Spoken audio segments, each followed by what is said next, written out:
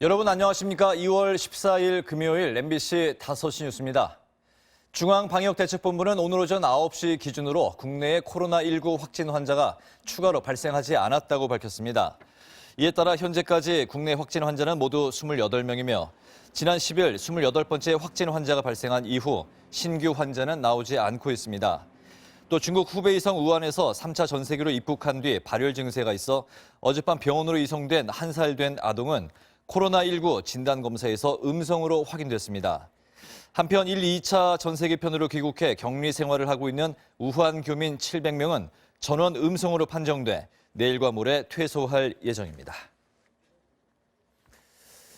일본에서 코로나19로 인한 첫 사망자가 나왔습니다. 이 사망자는 최근 외국을 다녀온 적이 없는 것으로 알려졌는데 중국 이외의 지역에서 사망자가 나온 건 필리핀과 홍콩에 이어서 이번이 일본이 세 번째입니다. 김수근 기자가 보도합니다. 일본에서 코로나19 감염증으로 인한 사망자가 처음 나왔습니다. 일본 가나가와 현에 거주하는 80대 여성으로 지난 1일 폐렴 진단을 받고 입원한 뒤 상태가 악화돼 어제 숨졌습니다. 1月22日に発症し、2月1日より神奈川県内の病院に入院をされておりましたが、本日死亡が確認されました。 코로나19로 인한 사망자가 중국 외 지역에서 나온 건 필리핀과 홍콩에 이어 일본이 세 번째입니다. 일본 후생노동성은 이 여성이 최근 외국을 방문한 이력이 없다며 일본 내에서 감염됐을 가능성을 토대로 조사하고 있다고 밝혔습니다. 이 여성의 사위로 도쿄에서 택시기사로 일하는 70대 남성도 감염됐습니다. 또 오키나와에서는 60대 여성 택시 운전사가 확진 판정을 받았는데 이 여성은 집단 감염이 발생한 일본 유람선이 지난 1일 오키나와에 정박했을 당시 배에서 내린 승객과 접촉했을 가능성이 높습니다. 이에 따라 일본에서 확인된 코로나19 감염자 수는 사망자를 포함해 모두 253명으로 늘었습니다. 중국에서는 확진 환자 수가 하루 사이 5,000명 이상 늘었고 사망자 수는 120명 넘게 증가했습니다. 이 가운데 대부분은 코로나19 발원지인 후베이성에서 집중적으로 발생했습니다. 한편 세계보건기구 WHO는 어제부터 중국 후베이성에서 임상 환자도 확진자에 포함해서 집계하기로 한 것과 관련해 WHO의 공식 집계 방식에는 변화가 없다고 밝혔습니다. MBC 뉴스 김수근입니다. 네, 일본과 중국뿐 아니라 다른 나라에서도 코로나19 확진자들이 늘고 있습니다. 싱가포르에서는 확진자가 8명 추가됐고 미국과 영국에서도 새로운 확진자가 나타났습니다. 이기주 기자입니다. 싱가포르에서 코로나19 신규 확진자가 하루 새 8명이 늘면서 누적 환자가 58명이 됐다고 현지 언론이 보도했습니다. 보도에 따르면 신규 확진자들은 최근 중국에 다녀온 적이 없으며 이들 중에는 이미 확진 환자로 판명된 싱가포르 개발은행 직원의 가족도 포함된 것으로 알려졌습니다. 싱가포르 보건부는 어제 기준으로 확진자 50명 중 15명은 음성 반응을 보여 퇴원했지만 치료를 받고 있는 35명 가운데 8명이 위중한 상태라고 밝혔습니다. 미국에서는 15번째 환자가 나왔습니다. 미국 질병통제예방센터는 현지 시간 어제 텍사스주 샌안토니오의 렉랜드 합동기지에서 격리 생활 중이던 사람 가운데 1명이 코로나19에 감염됐다고 밝혔습니다. 이로써 중국 우한에서 전세기를 통해 미국으로 철수한 미국민 중 확진 판정을 받은 환자는 모두 3명으로 늘었습니다. 영국에서도 코로나19 9번째 확진 환자가 발생했습니다.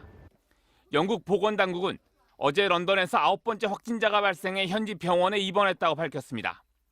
이 환자는 며칠 전 런던 히스로 공항으로 입국한 중국 여성으로 전해졌으며 런던에서 확진 환자가 발생한 것은 이번이 처음입니다.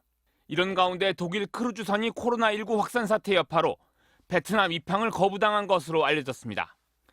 이 배는 베트남 유명 관광지인 할룽베이 인근의 할룽항에 정박할 예정이었으며 승객 1,100명 대부분은 독일 시민인 것으로 전해졌습니다. MBC 뉴스 이기주입니다. 이주열 한국은행 총재는 코로나19 감염증에 따른 기준금리 인하 필요성에 대해 그에 따른 부작용도 함께 고려해서 신중히 판단해야 한다며 사실상 부정적인 견해를 내비쳤습니다.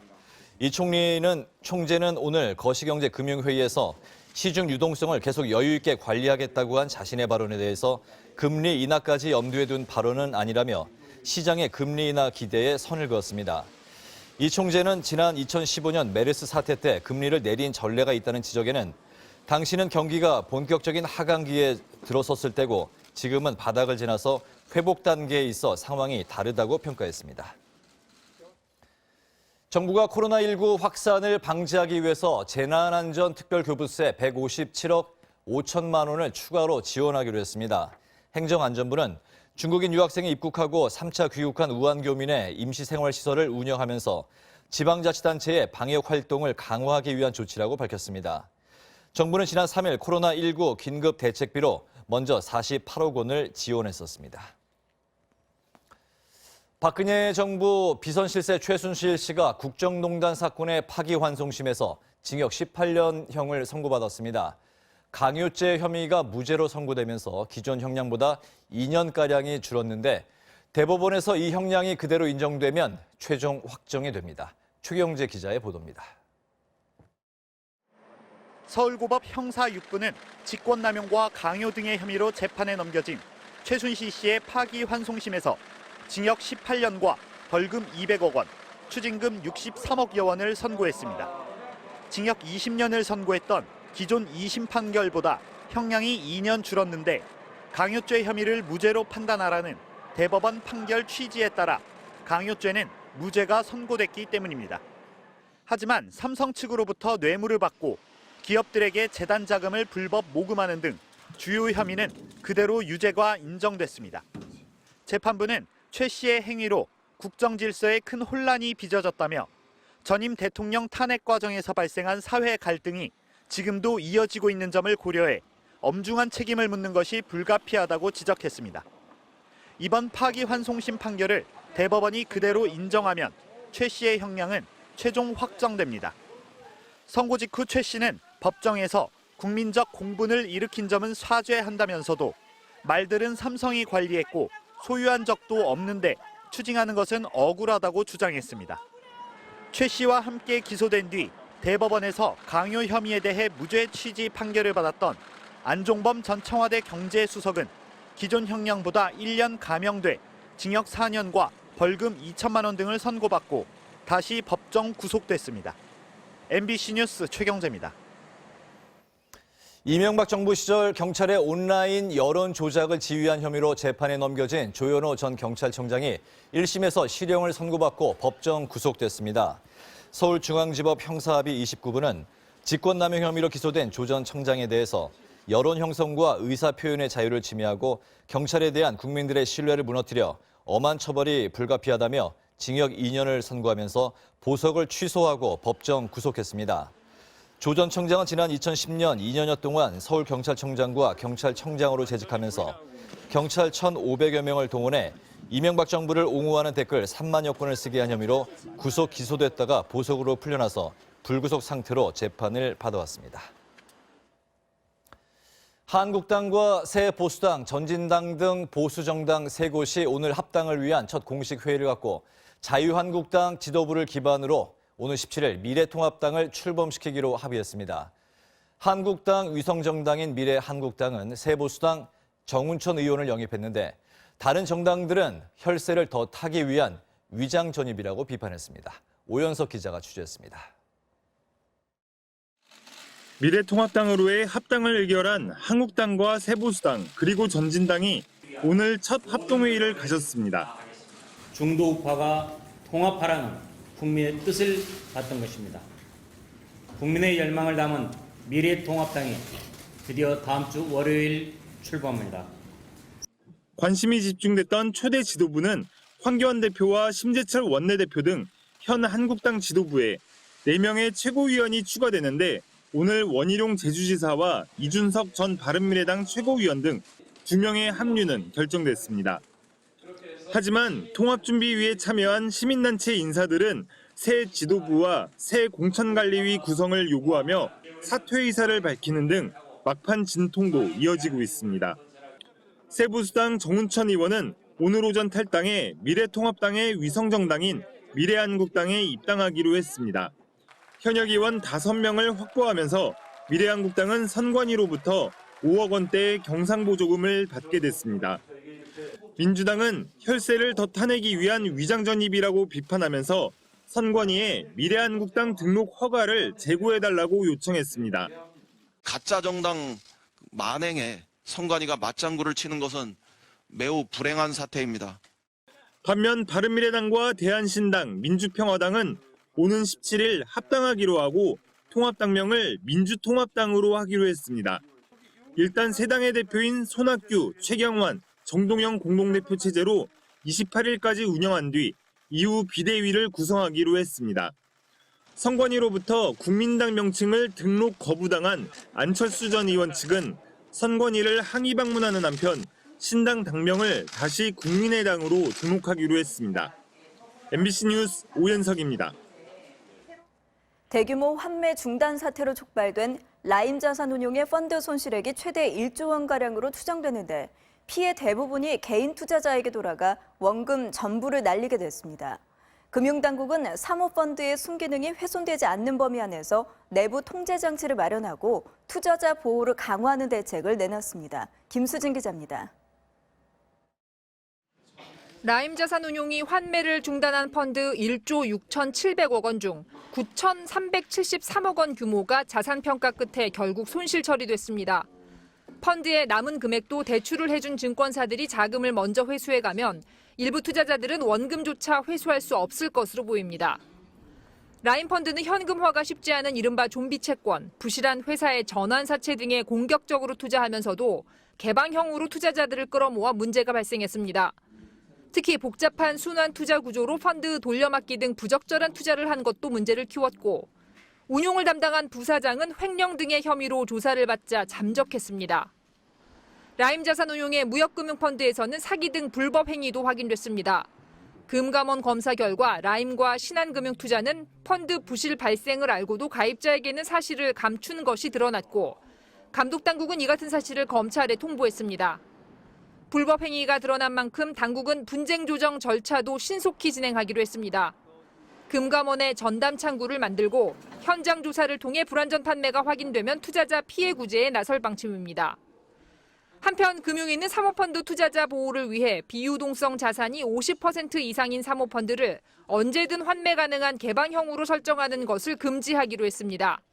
다만 금융위는 다른 대부분의 사모펀드는 라임 자산운용과 같은 위험한 형태로 운용되지 않았다며 모험 자본 공급이라는 사모펀드의 순기능이 훼손되지 않는 범위 내에서 추가 대책을 마련하겠다고 밝혔습니다. MBC 뉴스 김수진입니다. 지난달 국내 자동차 생산과 내수, 수출이 모두 감소한 것으로 집계됐습니다. 산업통상자원부가 발표한 국내 자동차 산업 동향에 따르면 지난달 자동차 생산은 1년 전보다 29% 줄어든 25만 1000여 대에 그쳤고 국내 판매량과 수출도 각각 14.7%와 28.1% 감소했습니다. 이는 설 연휴로 조업 일수가 줄고 개별 소비세 감면이 종료된 데다 일부 업체의 부분 파업 등이 영향을 미친 것으로 보입니다.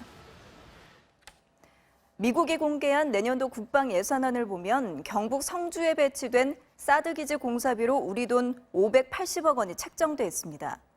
문제는 주둔국이 비용을 댈 가능성이 검토됐다라는 부분인데요. 즉 한국이 부담할 수 있다는 언급이 명시돼 있어 주목됩니다. 워싱턴 박성호 특파원입니다. 경북 성주에 배치된 사드, 즉 고고도 미사일 방어체계 부대에서 쓰일 공사비가 미국의 내년 국방 예산에 포함됐습니다. 육군 예산안을 보면 공사 비용으로 4,900만 달러, 한국 돈 580억 원 정도가 배정됐습니다. 구체적으로 보안, 조명, 사이버 안전 등 주요 항목에 3,600만 달러 이상이 잡혔고 전기, 수도, 가스 등 부대 항목에 600만 달러 이상이 잡혔습니다. 그런데 성주 지역 공사비 항목이라고 표시한 예산안 설명 문서의 맨 밑에는 주둔국이 자금을 댈 가능성이 검토됐다는 문구가 적혀 있습니다. 또 주둔국 프로그램의 자금이 이러한 요구사항을 지원하는 데에 활용 가능하다고 덧붙였습니다. 주둔국, 즉 한국이 사드 기지 공사비를 부담할 수 있다는 뜻입니다. 한국 정부는 그동안 사드 배치에 들어가는 비용은 미국이 된다는 원칙을 여러 번 확인했습니다. 하지만 에스퍼 미국 국방장관은 오늘도 나토 동맹국들이 모인 자리에서 비용 분담을 또 강조했습니다. I reiterated the importance of equitable burden sharing and urged our allies to build on our progress. 큰 틀에서 분담을 거듭 강조하는 미국의 이런 입장으로 볼 때 미국이 한미 방위비 협상에서 사드 관련 비용을 더 내라고 압박할 가능성도 있어 보입니다. 워싱턴에서 MBC 뉴스 박성호입니다. 한강대교 남단 아치 위에서 고공 시위를 벌이던 신원 미상의 남성이 6시간여 만에 소방당국에 의해 구조됐습니다. 서울 용산경찰서에 따르면 해당 남성은 오늘 오전 7시쯤 한강대교 남단 방향 8m 높이의 아치 위에 올라가 남성 관련 법과 제도를 바꾸자는 현수막을 내건 채 고공 시위를 벌였습니다. 소방당국은 구조 차량 9대와 인력 33명을 투입해 에어매트를 설치하는 등 만일의 상황에 대비했고 오늘 오후 1시쯤 해당 남성을 구조했습니다. 경찰 관계자는 해당 남성에게 5개 광고물관리법 위반 혐의를 적용해 체포했다며 인적 사항과 소속 단체 여부, 범행 동기 등을 조사 중이라고 설명했습니다. 승무원 전용 화장실이라고 적힌 메모를 한글로 적었다가 인종차별 논란에 휩싸인 네덜란드 항공사 KLM이 오늘 결코 가볍지 않은 실수라며 공식 사과했는데요. 코로나19 사태가 확산되면서 인종차별 피해 사례가 함께 늘고 있습니다. MBC 뉴스가 전해드립니다.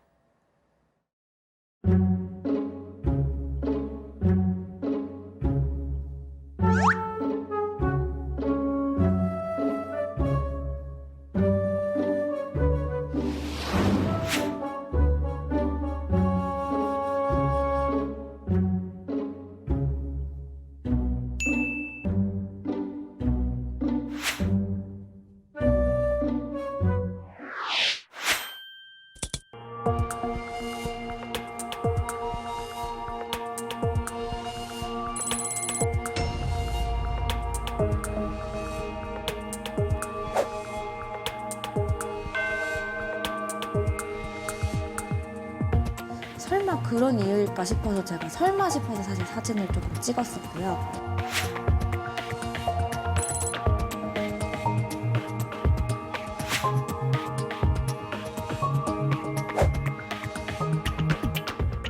부사무관이 저를 붙잡더라고요. 사진 찍은 거를 지워달라. 이거는 네덜란드 규제에 어긋나는 행위이다. 승객을 보호하는 것이냐 아니면 직원들을 보호하는 것이냐라고 얘기했을 때는 명확하게 직원들을 위한 것이다라고. The first question was why it was written only in Korean. Because I forgot.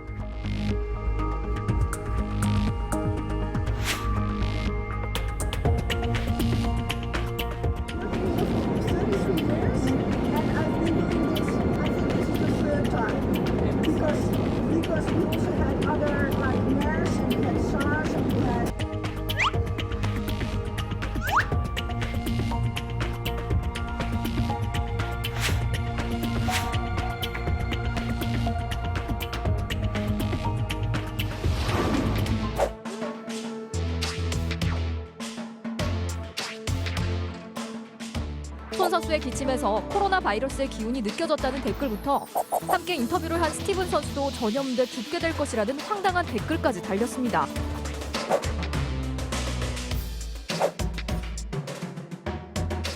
What did you just say?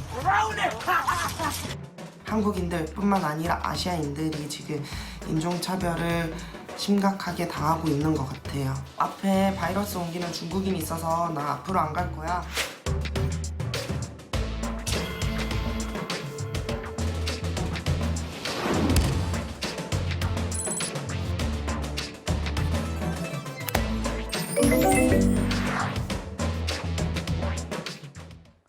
네, 오늘 코스피와 코스닥 지수 모두 상승 마감했습니다. 내일은 오늘보다 더 포근한 날씨를 보이겠지만 일요일엔 기온이 뚝 떨어져 춥겠습니다. 증권과 날씨 전해드립니다. 삼성증권입니다. 한 주의 마지막 거래일 금요일장이었습니다. 코로나19 불확실성에 보합권에서 양시장 모두 방향을 잡지 못하는 모습이 계속되다가 코스피, 코스닥 모두 외국인의 확대된 매수세에 상승폭을 키워가는 하루였습니다. 코스피는 하루 만에 반등에 성공했고 코스닥은 소폭 오르면서 이번 주 내내 상승장을 이어갔습니다. 오늘 코스피는 어제보다 10.63포인트 상승한 2243.59포인트로 코스닥은 1.3포인트 오른 688.91포인트로 장을 마쳤습니다. 투자 주체별 매매 동향을 보면 거래소 시장에서는 외국인만이 1,000억 원 가까이 물량을 사들였습니다.